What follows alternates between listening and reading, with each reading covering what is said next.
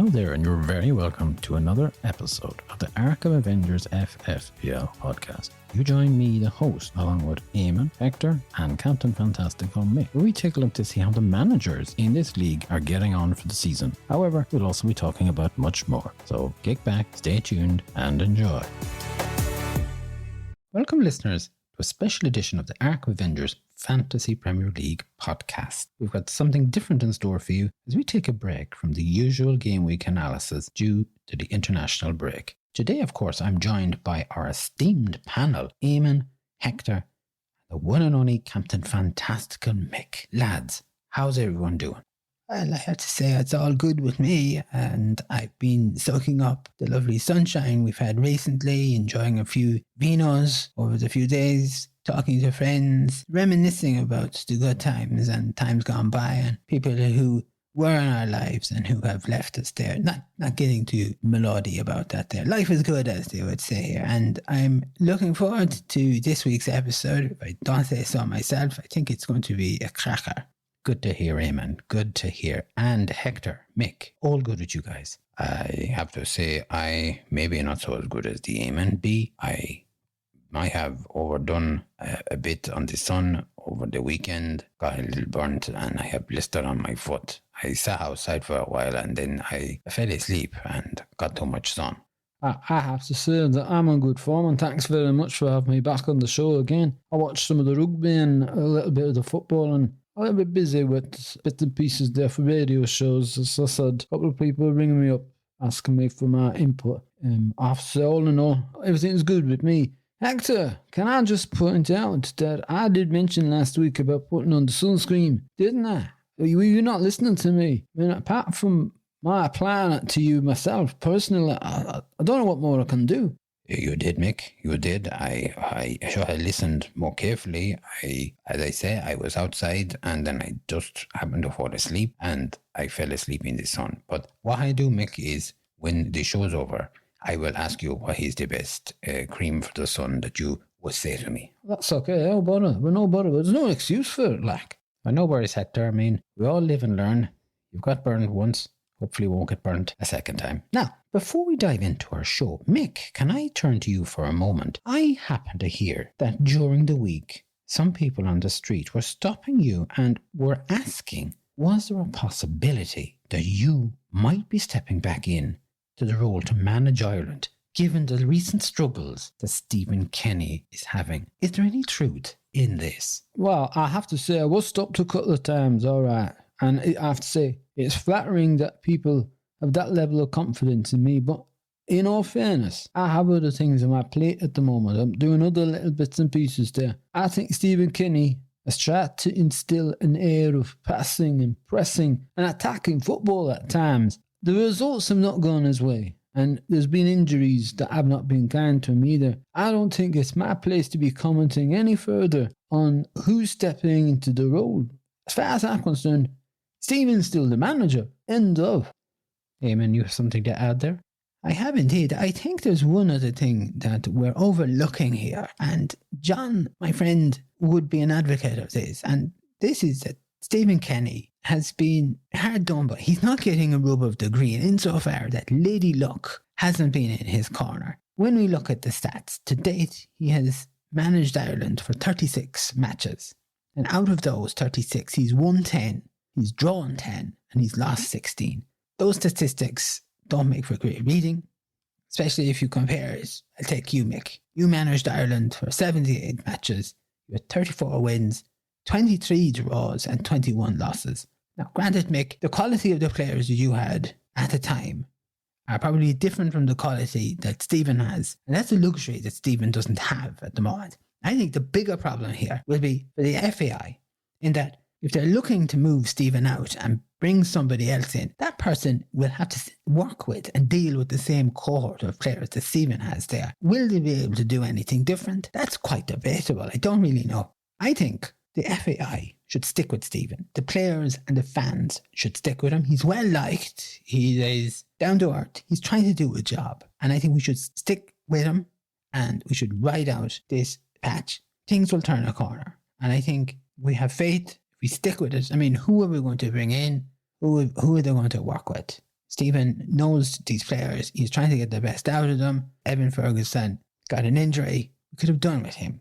We could do with him. We could do with a lot of other players there. And we need players coming up from the grassroots who are applying their trade internationally. Maybe not just solely in England, but internationally. Let's get them abroad into European clubs if possible. Get them experienced in that. Thank you for that, Eamon. And fair enough, Mick. It sounds like you want to stick with us here on the podcast for now, and that's refreshing to know. Okay, moving on to this week's main event. We have an interview with one of our very own managers. It's none other than the manager of Arkham Avengers. Before we listen to the interview, Eamon, it's fair to say I think you enjoyed catching up with this manager. Any opportunity I get to interview the spoofer is always most welcome. We here in the panel and our listeners, we get to hear what he has to say. And when we listen to him, I think it sheds a little bit of light into the intellect and the mind of the spoofer. What's going on here with this guy? We see his actions during the game weeks. We talk about it. We analyse it. And now we're going to get an insight. We've had him on the show before. He came across quite well with no issues. And I think you're going to enjoy this. Okay, well, we better not delay any further. And we may as well listen to what you and the spoofer had to chat about. Okay, roll it there. Here's the interview. Today I have the pleasure of interviewing one of our managers from the Arkham Avengers Fantasy Football League. One you may have heard me go on about from time to time. Today I'm talking to the manager of Arkham Avengers. Can I welcome you, spoofer? And I hope you don't mind that I'm calling you that. Not at all, Eamon. I've been called worse. It's nice to have this chance to sit and chat with you. You certainly always have plenty to say when you're on the show, and I look forward to hearing what you're going to be saying today. Well, I think if you have something to say, then my advice is always say it. And when you have nothing of value to say, it's best to keep your mouth shut. That's an old saying that I've heard years ago, and I think it's one I live by. Can I take this opportunity, firstly, to congratulate you on your third place finish last year? It was quite an achievement, considering that you spent 16 weeks out of the top 5, and I must admit, I didn't see it coming that you would finish in third, and I tip my hat to you. Well, thank you, Eamon. Coming from you, I consider this to be a true compliment. I know there were some who thought that I wouldn't be able to finish in the top 3, but I never gave up. I kept the belief in myself that I could do something rather special here with this. Let's take a look at the last season. You played your first wildcard in game week 3, and as a result of that, you managed to get into first place by the time we came to game week 6. However, this didn't last too long because you were unable to hold top spot, and by game week 16, you were down in 9th position. You did rally, and you got yourself into 4th, which you held on to for a total of 14 weeks before clinching 3rd place in the very last game week match. I also note, during the 2022-23 season, you made 63 transfers in total and you lost 84 points. Can I ask, do you think it was worth it to make all of those transfers and to lose those points when you consider you just about made it into 3rd place? Sometimes you have to make changes to stay competitive.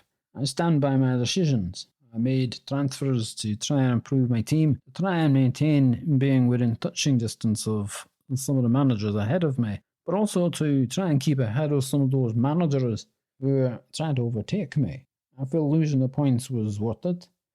I did get 3rd position, and maybe if I didn't make those transfers and lose those points that you're talking about, I could have possibly ended the season further down the table. In other words, you're saying you advocate transferring and losing points. You're a great believer in that. Each manager has to make their own decisions. Some managers might not agree with losing points, while others see it as a chance to build. You're making your transfers to try and get players in who you hope get the points and make a difference.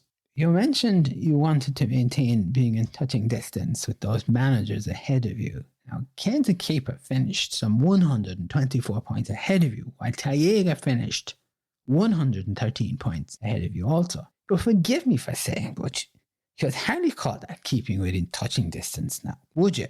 Oh, that's true, Eamon, but My job, though, as a manager is to work at keeping up with those guys ahead of me who are especially in the top three. Sometimes that gap between the points you have and the points that they have is greater than you'd like.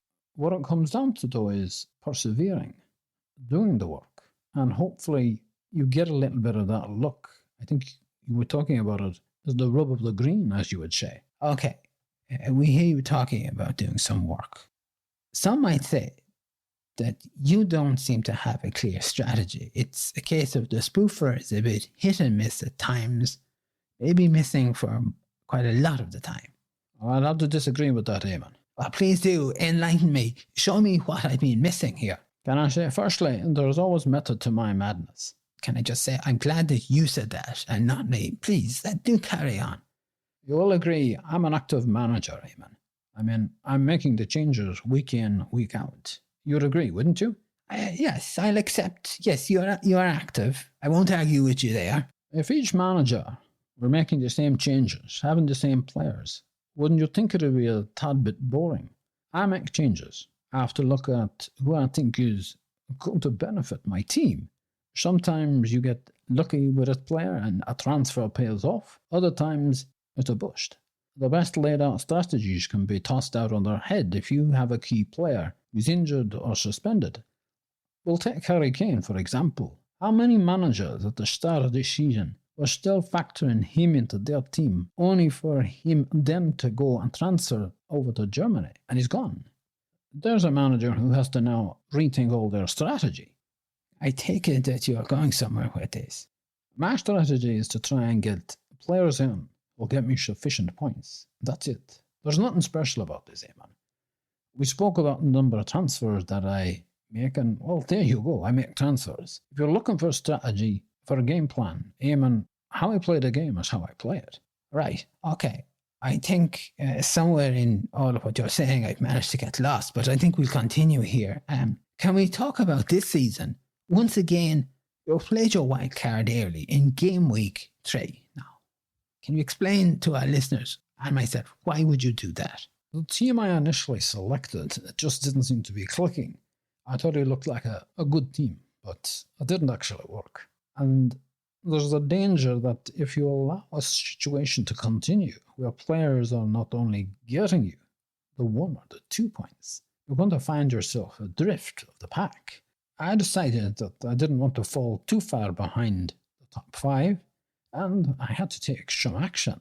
Playing the wild card allowed me to bring in players who should get points, and I think that when you look at the last game week, those players did the work for me. I'm 48 points behind first place after all.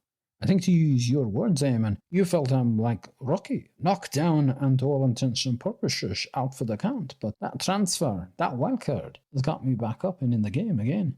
Yes, well, thank you. You don't need to remind me about Rocky and what I was referring to in the previous shows there. Can I ask, who do you see as a threat to your chances of actually getting into the top 10 at the moment and the top 5, if possible, if you could get to the top 5? Are you concerned about managers of Finally Got There, or What a Beauty 99, Anil Town, Raglan Road? What about Tobaggers, for example? There's Lafayette Lions, AFC Toon Alley, Blightham Squad. All of these managers are vying to get into those positions there. And some of those managers are currently ahead of you and could prove difficult to get by. Yeah, man, this league is competitive and every manager can be a threat on their day. But I'm keeping a close eye on them all. Some manager might have a slip up, and I hope then that I'm in a position to take advantage of that. While I'm here, I'd like to take this opportunity to wish all the very best to each of the managers in the Arkham Avengers FFPL. There's some great managers in here, and we have some new managers also. And, they're on a learning curve, and I welcome them. I feel it enriches the league, and I'm certainly very proud to be part of it. All right, last question, Spoofer. What should managers be looking out for, in your opinion? Well, I think flexibility is the key. You keep an eye on the player form and the fixtures that are coming up. Look to try and maximise your transfers.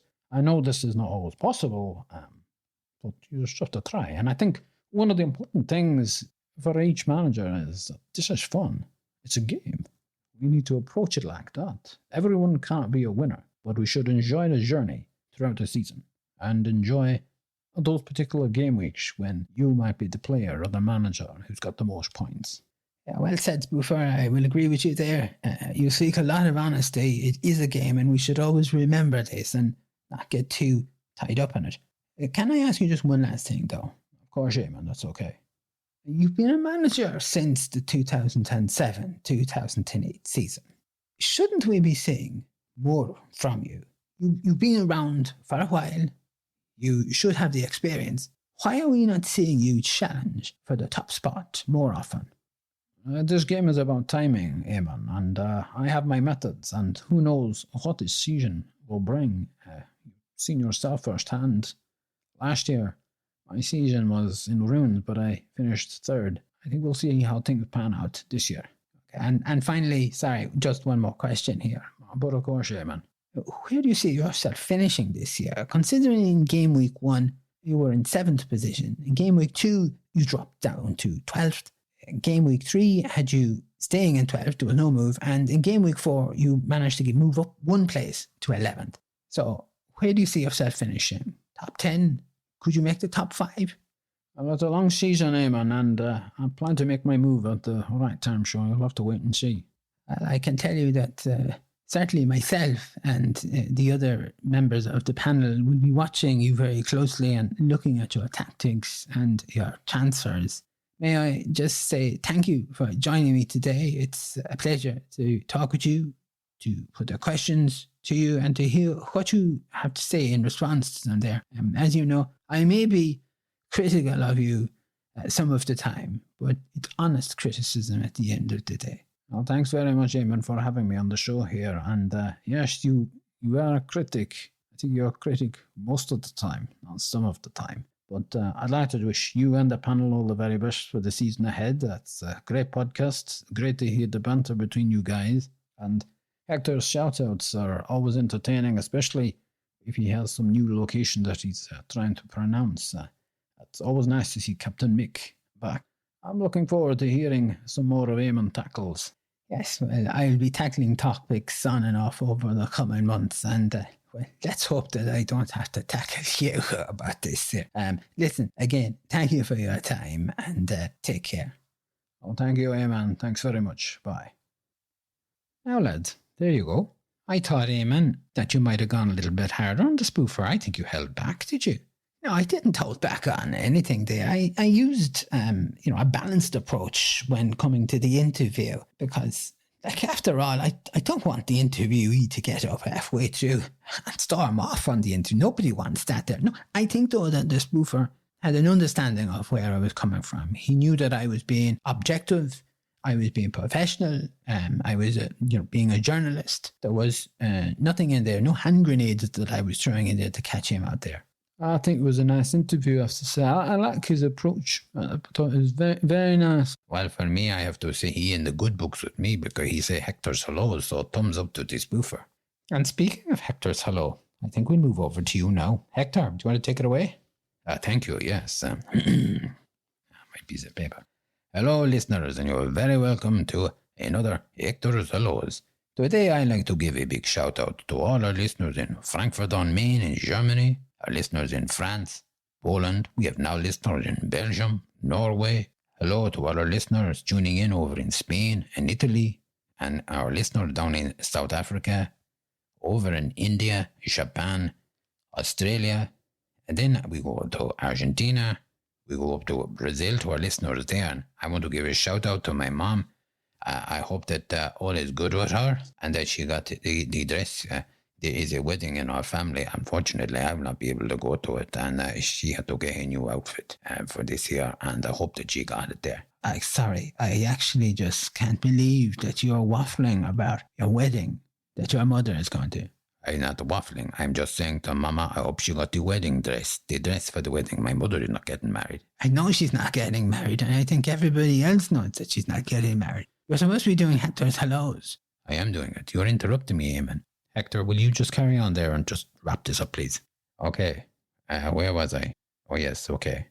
Our listeners in Chile, Paraguay. Then we have our lovely listeners in Mexico. hello to you all. I hope they're all very well. Then we move across the border to Los Angeles and to San Francisco, Washington, Boston, Florida, New York. We have our listeners in the Azores and Iceland. Then we move over to Glasgow, Newcastle. We have listeners in Birmingham, Bradford, Liverpool, Chester, Cardiff, London and Cornwall. And then we come to Ireland, finally, where I say a big hello to everyone listening to us, especially in Dublin, Kerry, Wexford, Carlow, Tipperary, Limerick, Longford, our listeners in Cavan, Donegal, Sligo, Galway, Monaghan and Mayo.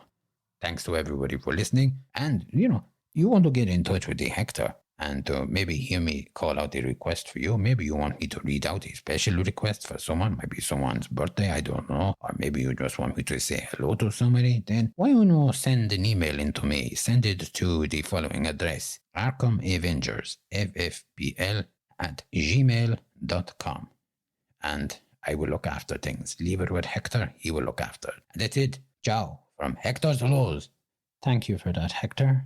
And thank you, Eamon, for your input as well. Well, I had to say something. I mean, this was just starting to go on. I mean, the dress for the wedding. Now, look, Eamon. We're wrapping up the show. Thank you to the panel for being here today. The fantasy football season, of course, restarts on Saturday, the 16th of September, and it kicks off with Wolves taking on Liverpool, so that'll be an interesting match. We'll be back, of course, to see how rested our managers are after the international break. And we also have the recitation man who's coming back, and he's going to have a few words for us on the topic of snooker, no less. I'm looking forward to this. I think this is going to be really entertaining and people are going to like it. Well, that sounds really interesting. I mean, I can't wait to hear about that. Is he coming into the show? And I'm sure that Hector is going to be really pleased to be hearing that the recitation man is back again there. I thought that might have been dead and finished and gone, but it looks like he's back here. You say he's coming into the studio here? He coming back? Remember, I was not here the last time. No. He's not coming into the studio. He's actually phoning in the recording to us. So he's not coming into the studio. You don't have to worry about missing him, Hector. That's quite all right there. Okay, so we've got that to look forward to, as well as the review of our managers. Okay, it's about time to wrap up this week's show. To you, our listeners, thank you for joining us, for following us, and remember, do tell your family and friends about our little show. I hope you'll have a few enjoyable days ahead, and that we're everywhere in the world, everything is going good with you, and that you're well. And all that remains for me to say is good morning, good afternoon, good evening, good night. Stay well, stay safe, mind yourselves. We'll be back. Slán.